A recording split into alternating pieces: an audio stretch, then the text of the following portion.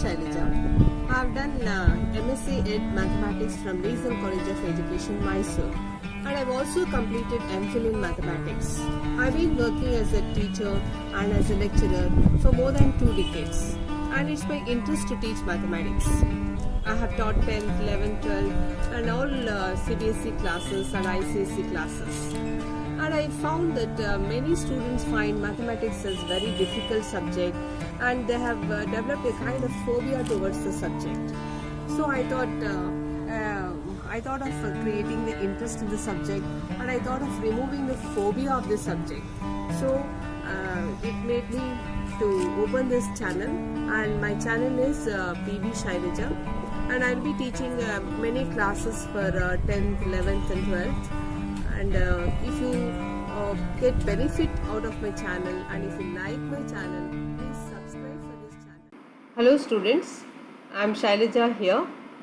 This is session for class 10 students. Today we are going to learn about arithmetic progressions. This is chapter 5 from NCERT textbook. The prescribed textbook for class 10th is NCERT, and the reference book here what we are using is R.D. Sharma textbook. Okay, so this arithmetic progressions, before we learn about this arithmetic progressions, we should know the objectives of learning this chapter. Okay, what are the objectives of learning this chapter? First one is to observe geometric patterns and understand the concept of arithmetic progression. There are so many patterns all around us. We should be able to recognize those geometric patterns which follow a certain rule. Then the next objective is to identify the situations in our daily life where the arithmetic progression is observed. In our daily life, we come across so many situations. We cannot live without mathematics. All around us there is maths, isn't it? So where are the situations where we can find this arithmetic progression? Then to recognize AP. To recognize AP means what? AP is a short form of arithmetic progression. Whenever you are given a sequence of numbers or series of numbers or some patterns of numbers, you must be able to recognize AP, and you must be able to identify the first term, the common difference, and you should be able to calculate the required term of n or nth term. Nth term means you should be able to find the 28th term, 25th term, 100th term of the AP. That is nth term. Next, to derive the formula for sum of first n natural numbers. What are natural numbers? Natural numbers are counting numbers which start from 1. Okay, the set of natural numbers is denoted by capital N. If you want to find the sum of first n natural numbers, for example, if you want to find the sum of first 50 natural numbers or sum of first 100 natural numbers, we need a formula. We just cannot go on counting those 50 natural numbers or 100 natural numbers like that, isn't it? We need a formula to calculate the sum of these natural numbers. So Sn, we are going to derive a formula in this chapter. Then next, to solve the problems applying the nth term formulas and also sum of n terms formula. Whenever an AP is given to you, you should be able to find the nth term. Suppose if an AP is given to you, if I am asking you to find the 28th term, you need a formula for it. You cannot go on counting the terms up to 20. And you also need a formula to find the sum of those n terms. Suppose if you want to find the sum of 20 terms, you need a formula for it, isn't it? So we are going to derive those formulas in this chapter. And we want to apply the above knowledge in solving the problems based on arithmetic progression. Whenever we learn any chapter in mathematics, we should be able to apply it in our daily life. Okay, in which areas we are able to apply this concept of arithmetic progressions? We should be able to apply this knowledge of arithmetic progressions. Otherwise, what is the use of learning, isn't it? Then, before we go on to the definition of arithmetic progression, we should know the meaning of pattern and sequence. And what is a pattern and what is a sequence? Okay, so pattern is not at all a new word for you. In your lower classes and all, you have learnt, right from class 1 you have learnt about patterns. Okay, so the question would be like this: fill in the next four numbers in the following patterns. For example, 10, 20, 30, 40. Which are the next four numbers in the following pattern? Then you were answering like this, no? 50, 60, 70, 80, like that, isn't it? Similarly, consider another pattern of even numbers: 2, 4, 6, 8. What are the next four numbers that the teachers were asking you to fill, isn't it? So then you are filling 10, 12, 14, 16, like that, isn't it? So pattern is nothing but the arrangement of numbers according to a certain rule. Okay, or it is also the arrangement of things according to a certain rule, arrangement of objects according to a certain rule. So pattern is nothing but it's an arrangement of numbers or arrangement of objects or arrangement of items according to a certain rule or according to a certain law, isn't it? And in nature we have many things which follow a certain pattern. Which are those? You must have seen the patterns of sunflower, no? So those petals of sunflower, they follow a certain pattern. And you must have seen the holes on the honeycomb, it follows a pattern. That is, you can see that hexagon designs on the honeycomb. And you must have seen that maize cob, the grains on the maize cob, it follows a certain pattern. And the pineapple fruit, you must have seen the spirals in a pineapple, it follows a certain rule. Okay, so pine cone, all these they follow a certain pattern. And even the curry leaves what you eat, the curry leaves what you use in your kitchen, it follows a certain pattern, isn't it? Those leaflets. And you must have seen the leaflets of neem, the neem leaflets also follow a certain rule. You would have seen the coconut leaves in nature, they follow a certain pattern. So like this we see many objects in nature which follow a certain pattern, isn't it?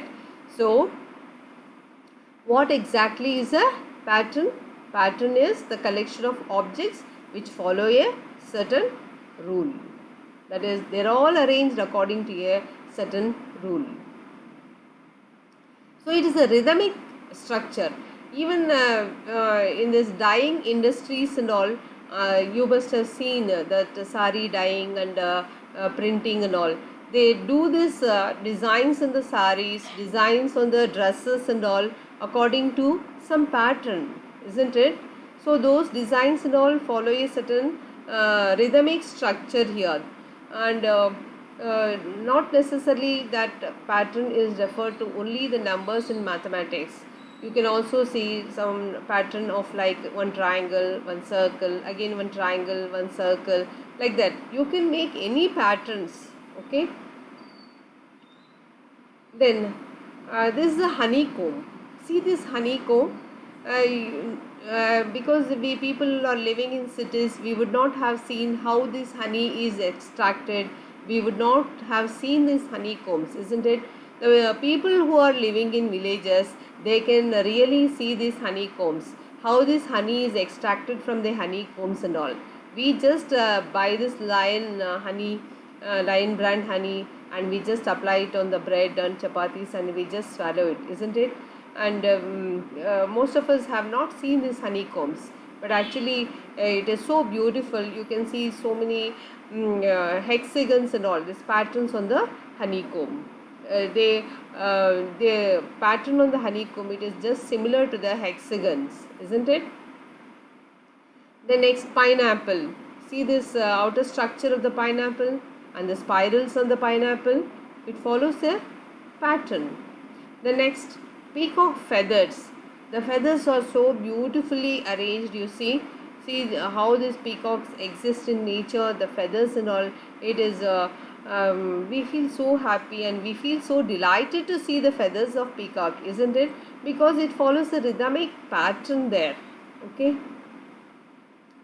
The next, You can also see the patterns on zebra, these wild animals. See this patterns on the zebra. This you can see these patterns on the zebra also. And then leaflets.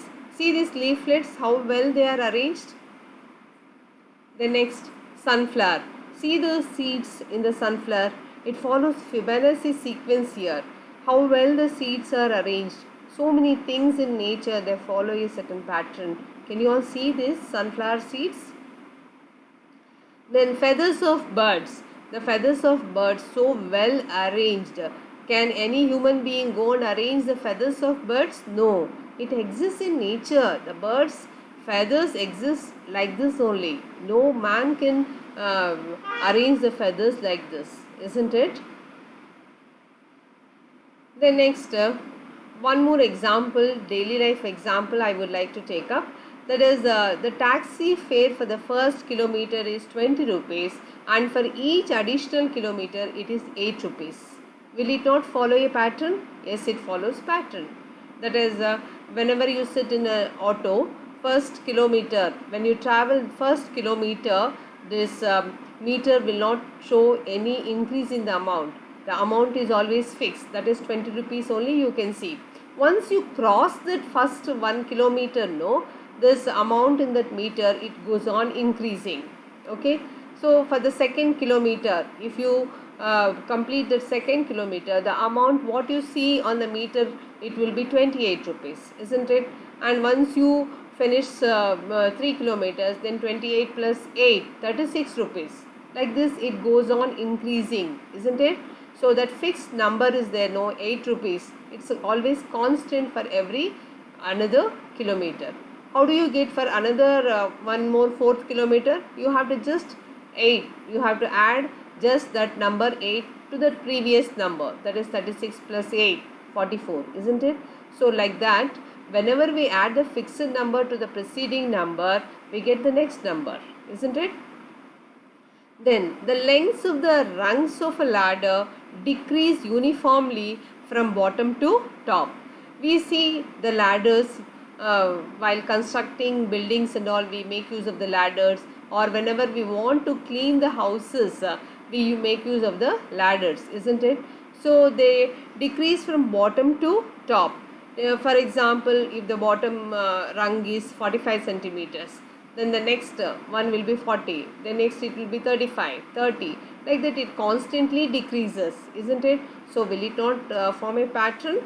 Yes, these are the some examples which I have taken from the daily life. This is one more example. Rajan joined a company on initial salary of rupees 50,000 per month with annual increment of rupees 4,500. What will be his salary in the 5th year? So this is an example for pattern of numbers. So in these examples we find that the succeeding terms are obtained by adding a fixed number. Okay. Next, what is a sequence? What is a sequence? It is an arrangement of numbers according to a given rule. It's an arrangement of numbers according to a given rule. We follow a rule whenever we want to arrange the numbers. For example, take the sequence of perfect square numbers. That is 1, 4, 9, 16, 25. These are all perfect square numbers. Is it not a sequence? Yes, they are arranged according to a certain rule. Next, take perfect cube numbers. 1, 8, 27, 64, 125. So these are all perfect cube numbers. They are arranged according to a certain rule, isn't it? Then take the set of even numbers. 2, 4, 6, 8, even numbers. This is a sequence. And odd numbers, 1, 3, 5, 7. This is also a sequence. Whenever you see some numbers which are arranged according to a given rule, then it is a sequence. Okay. Then when we add the terms of these sequences, then we get the series of the corresponding sequence. When you have a sequence, for example 2, 4, 6, 8, etc. This is a sequence, isn't it? So when we add the terms of those sequence, we get the series. Okay. So we also have two kinds of sequences. One is finite sequence, the other one is infinite sequence. Finite sequence means what? There are definite number of terms in the sequence. You are able to count how many terms are there in the sequence. That is a finite sequence. And infinite sequence means it continues on and on. That is, we do not know the last term of the sequence. There are infinite number of terms in the sequence. Countless. We cannot count how many terms are there in the sequence. That kind of sequence is called as infinite sequence. Okay. And most often we use this term series for a finite sequence. Okay. Of course, this series is not dealt much in this chapter, but it's only an extra knowledge for you. Then who are the mathematicians who have contributed for this arithmetic progressions or patterns?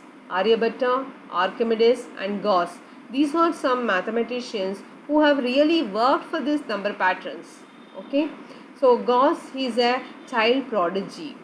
At the age of 5, he was able to give the sum of first 100 natural numbers, that is 1 plus 2 plus 3 etc. up to 100. Okay, what is the sum of first 100 natural numbers? Can we just start counting from 1 plus 2 plus 3 plus etc. up to 100? It takes quite a lot of time, isn't it? So he was able to add those first 100 natural numbers in few seconds at the age of 5. Okay, see his intellectual abilities as a child mathematician. Okay. The next, arithmetic progression, what I was talking, it's a particular type of number patterns. It is a particular type of number patterns. It's a kind of sequence.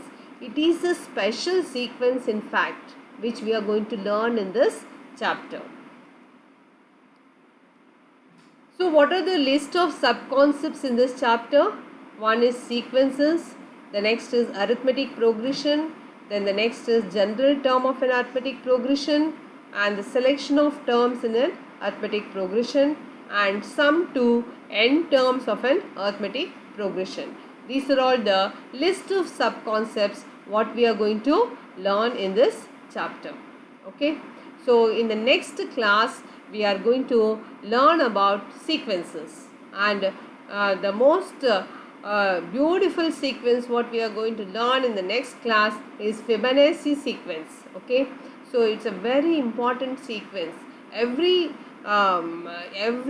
in nature, the things which are found all around us, the things which are in nature, most of the things in nature, they follow Fibonacci sequences, which we are going to learn in the next class. Okay, so now we are going to end this session, and in the next class we will take up some problems based on these patterns and sequences. After learning patterns and sequences, we are going to take up arithmetic progressions. Okay, thank you all.